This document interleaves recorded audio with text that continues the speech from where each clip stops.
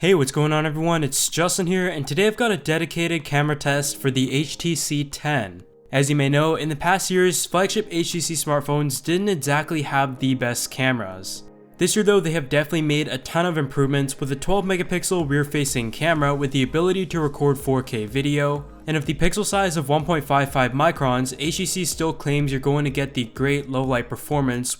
On the website, they are also pretty proud about the DxO mark that they received of 88, which for reference is tied with the Samsung Galaxy S7 and S7 Edge. Though I will tell you that the camera was not quite as good as the S7 or even the iPhone 6s, you can go ahead and check out the comparisons in camera for those linked in the description section below. This smartphone is the first in the world to have dual optical image stabilization, and on the front you will find a 5 megapixel camera. Both of them come in at the aperture of f1.8. But without further ado, let's go ahead and take a look at some samples while I kind of went around Victoria.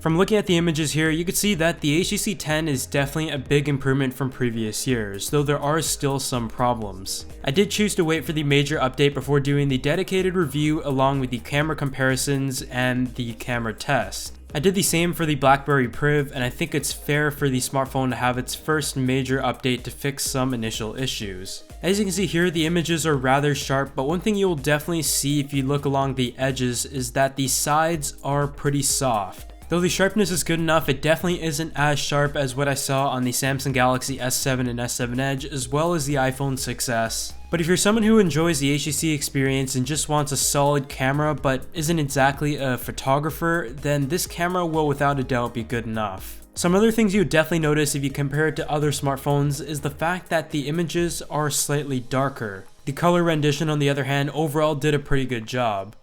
Taking a look at the image from a front-facing camera, I noticed that the color balance was amongst the best when I compared it. When it comes to the pure quality though, it wasn't by any means bad, but the image wasn't exactly sharp either.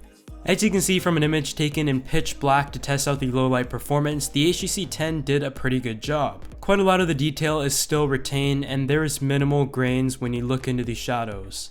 One thing I definitely remember from the HTC M9 was that the video was absolutely awful. It was 4K, but it just didn't render colors nicely, and it looked like a camera that I remember from using a $200 to $300 smartphone. That being said, you can see once again there have been huge improvements in this category, and the video is totally usable and actually pretty good. If you look closely once again, you will see that the sides are a little bit fuzzy, and in low light it really doesn't do that good of a job. You can see in the shadows there is quite a bit of grain and noise.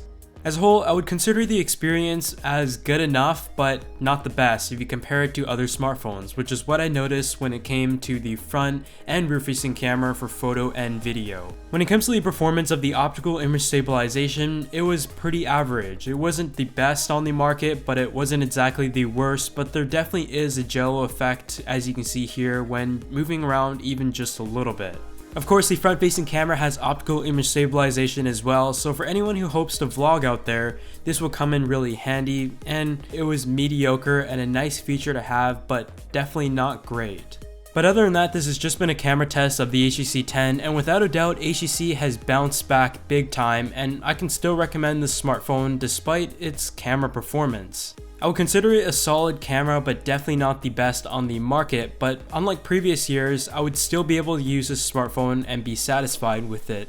By the way, if you would like to pick up a skin featured in this video from Dbrand, be sure to check the link in the description section below, but also leave a comment down below as to what you think of the camera on the HTC 10, and I'll see you all in the next video.